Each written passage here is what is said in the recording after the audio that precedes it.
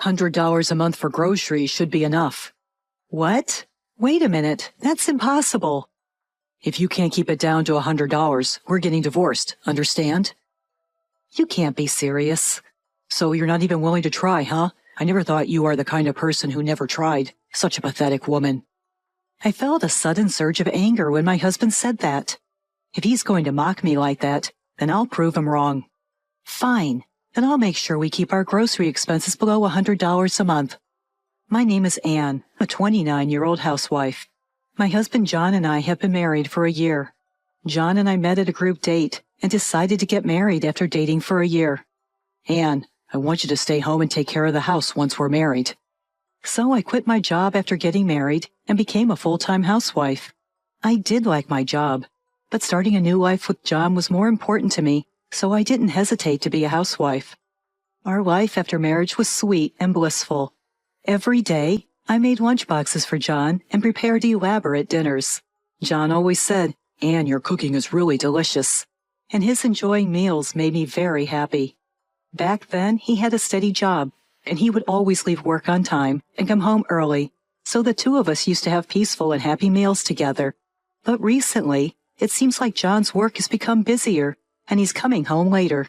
He used to be home by 6 p.m., but lately, he often doesn't come home until after 9 p.m. It seems like the increase in work also means he is being counted on more by his superiors and is often invited out for drinks. So every Friday night, he goes out drinking and often doesn't come home until late at night. I'd be lying if I said I wasn't lonely, but John is working hard to improve our life together, so I can't complain. So I decided to make an even greater effort with the lunchboxes, giving John a taste of home. I put so much effort into them. They looked like something you might buy in a department store. So I started making an extra one for myself to eat for lunch, just knowing I was eating the same lunch as John, around the same time during his lunch break, made me feel like we were having a meal together, which was a great comfort. I sincerely hope that my homemade lunchboxes can bring some comfort to my husband, even if it's just a little bit. With that thought in mind, I pour my heart and soul into preparing them. John seemed to notice the changes in the lunches, and after coming home, he would cheerfully say, "Lately, you've been making such extravagant lunches for me. They're all delicious." When he praised me like that, I felt motivated to do even more. Since then, I've continued to work hard on the lunchboxes, making them both tasty and appealing. Before I knew it, cooking was becoming my hobby. I began to take pictures of the lunchboxes and post them on social media, and I was surprised to find that the posts were getting quite a lot of attention. Before, I only had a few followers, mostly friends, but the number of likes and followers started to increase rapidly. This was a first for me, and it was very exciting. I started to see comments from people wanting to know the recipes, so I began to post detailed recipes along with the photos. Sure enough, there were people who tried to imitate and create what I made. I received delightful comments like, "My husband said it was delicious," or "I included it in my child's lunchbox, and they requested it again." And this is a first for me. I was thrilled and was gradually getting into cooking more. It might be even better if prepared in this way. Maybe reducing the amount of this seasoning might bring out the sweetness of the ingredients. As I continued to cook while pondering these things, I found that I had created quite a number of recipes. I hadn't thought I'd pick up a new hobby at this age. My husband John seemed as busy with work as ever, spending less time at home due to overtime and working on weekends. But I didn't feel as lonely as I thought I would, because I used my alone time to study nutrition and even obtained a nutritionist certification. Time flew by, and 2 years of our married life had passed. I started thinking it might be about time to have a child. When I discussed it with my husband, his response was not what I expected. Before we got married, I remember him talking about wanting to have 2 kids, so his reaction was surprising. Maybe he still wants a child, but thinks it's not the right time, or perhaps there has been some change in his mind. Somehow I felt a bit sad, as if we were not able to communicate properly as a couple. Looking back, I feel that John is less interested in me than he used to be. Our intimate nights have obviously decreased, and even when I try to initiate, I get turned down with excuses like, "I'm tired, sorry." He also stopped giving feedback about the lunchboxes I put so much effort into making. I felt increasingly lonely, wondering if this was the so-called marital doldrums. One day, amidst all of this, my husband made a surprising remark. "Anne, aren't you overdoing it with these elaborate dishes?" "Huh? I'm troubled by you squandering the money I earn." "Don't refer to it as squandering. And I haven't been making extravagant expenditures, you know. I'm simply using regular-priced ingredients and figuring out recipes to make tasty meals while keeping costs low." "That's impossible. Those visually appealing and tasty lunchboxes must cost a lot to make." "No, not at all. Just a little ingenuity and preparation can change the flavor quite significantly. Don't lie to me. I know you always take pictures of the lunchboxes you make and post them on social media." "Huh? I didn't expect my husband to know about my social media, but it seemed like he hadn't looked through every detail." "You're always focusing on making it look good for social media. Stop showing off that you can make these luxurious lunchboxes. It's embarrassing to know that my wife is spending money to get likes. I can't accept my earnings being used to satisfy your need for approval." "Why would you say that? I'm not uploading pictures with that intention at all. Initially, I just wanted to share when I managed to make something delicious. And now I'm more focused on challenging myself to enhance the look and taste of meals with cheap ingredients so others can easily imitate." No matter how much I tried to explain to my husband, he wasn't willing to listen. "No need for excuses. $100 per month is more than enough for food expenses." "What?" I was flabbergasted. It would be incredibly hard to keep food expenses for 2 adults at $100 per month. Since John doesn't cook much, he may not know how much it costs. Groceries are not just the cost of the food ingredients. They also include things like beverages, seasonings, oils, and so many more. Keeping it under $100? Impossible. "Oh, hold on a minute. There's no way I can do that." "Why not?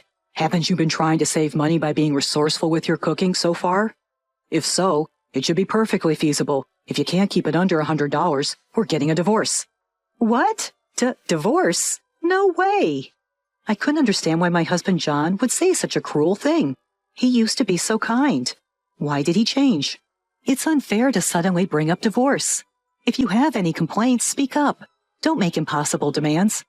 I tried my best to initiate a discussion, but John wouldn't listen.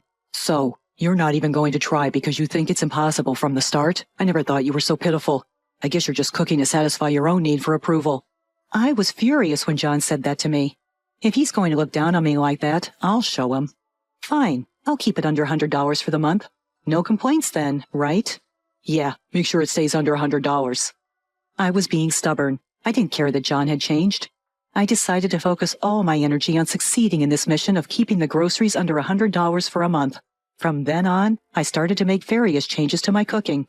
I thought about various ingredients that could substitute for meat, and tried using tofu and fish cake. I also experimented with combinations of seasonings to create different flavors, like mixing bean paste and dried bonito into egg liquid to make an egg saboro that tasted like spicy cod roe. By doing so, I was able to significantly reduce the cost of groceries. In addition, I visited various supermarkets and searched online to find stores that sell pasta and drinks for cheap prices, and worked hard to save money.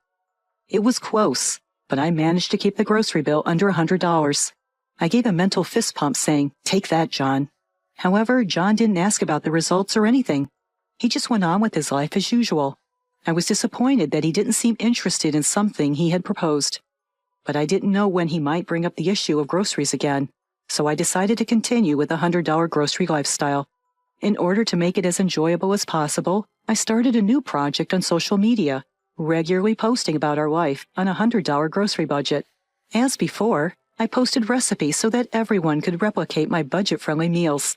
I saw a comment about wanting to see a video summary, so I started uploading weekly videos on a video sharing site that neatly summarized what I was doing. To my surprise, I got a lot of feedback, and the number of subscribers on the video sharing site increased rapidly, enabling me to monetize it in no time. I was amazed at how the world has changed. The more people watched, the more motivated I became, and I kept coming up with new recipes. In the midst of everything, my husband John told me he would be going on a 3-day business trip the week after next. With that news, I figured there would be no need for me to cook, so I planned to return to my hometown. My hometown is quite a distance away, so I would need to take a plane. So I quickly reserved my plane tickets. Then, before I knew it, the day had arrived, and John left the house in the morning with his carry-on suitcase. He planned to drop by the office before heading to the airport. A little while after John left, I packed my bags and also headed to the airport. Since I was only going home, I packed light enough to fit everything into a backpack. Since I packed light, I was able to leave the house quickly and without any hassle. Upon arriving at the airport, I found a casual cafe where I sat back and enjoyed a cup of coffee while responding to comments on my videos and social media posts. Then, I heard it. I could hear John's voice somewhere. Even in crowded places, his voice is familiar, so I instantly recognized it was him. I looked in the direction of the sound and saw John walking in front of the cafe. Just as I was about to call out to him, I noticed a woman walking beside him. What's more, they were walking arm in arm, seeming rather close.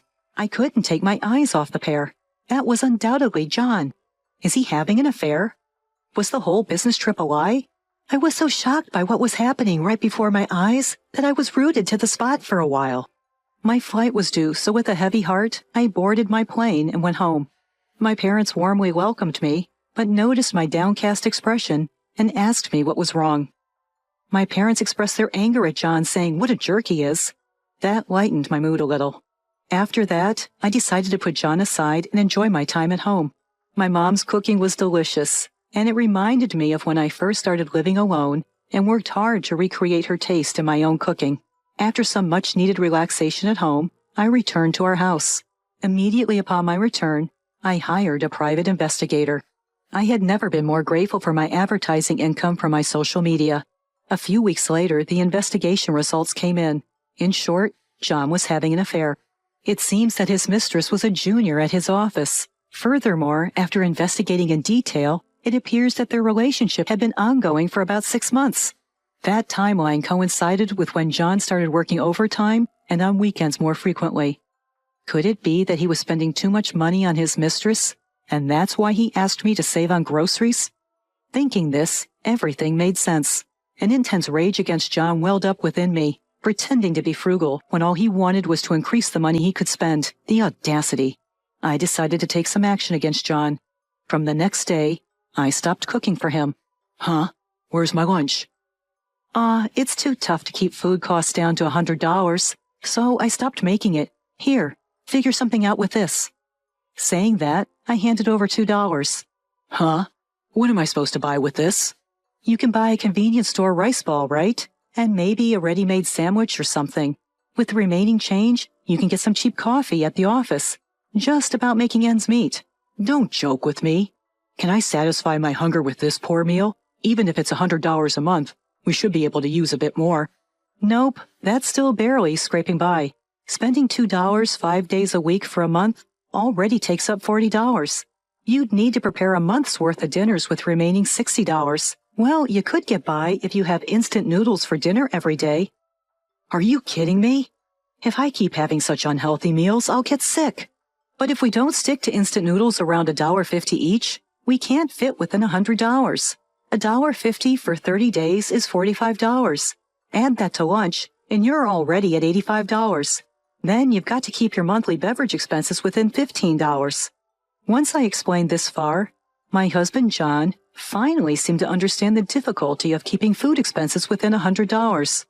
Hold on a sec. So you're saying the lunch and dinners you've been making so far exceeded $100? No, I managed to keep it within $100 through my efforts. Then why don't we just continue that?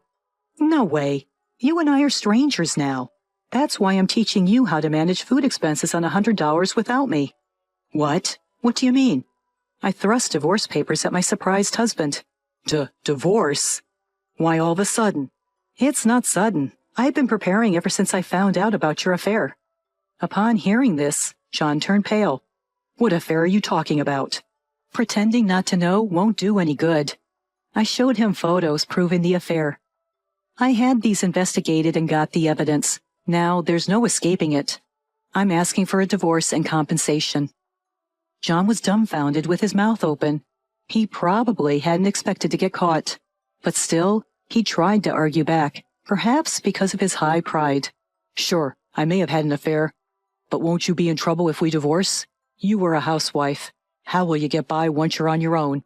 Your family is far away. What are you going to do? Wouldn't it be better to forgive your husband's one mistake and continue our married life? I was astounded. What a jerk he was to say such a thing. Sorry, but I have quite an income now. Huh? The social media posts you look down on have led to various work opportunities for me. I also get substantial income from ad revenue from my video posts, and I'm about to release a book of money-saving cooking recipes. Recipe book? You're releasing a book? To tell you the truth, I'm earning a lot more than you are, so I'm not worried about being alone. Really? John thought I was just a housewife and has been looking down on me. He was shocked in various ways when he found out I was earning more than him. He was no longer able to say anything and was looking down. Just fill out the darn divorce papers, will ya? If you put up a fight, I'm game for anything. I said that as I grabbed my bags that I had packed in advance and hightailed it out of the house. Afterward, through a lawyer, I communicated with my husband and the divorce went through without a hitch. I also managed to get alimony from my ex-husband and his mistress. Word spread like wildfire through his office about his affair because one of our mutual acquaintances works there. Folks are giving my ex the cold shoulder for betraying his wife, who packed him a loving, homemade lunch every single day. The mistress couldn't take the pressure and quit her job. My ex is apparently strapped for cash because of the alimony and money he showered on his mistress. He can't quit his job, so he kept working at the same company, dealing with an awkward atmosphere at work. On the flip side, I moved into a lovely place with a state-of-the-art kitchen, and I'm cooking a lot more. My recipe book got published, and sales are through the roof. I plan to keep cooking a bunch of dishes and live a fun-filled life.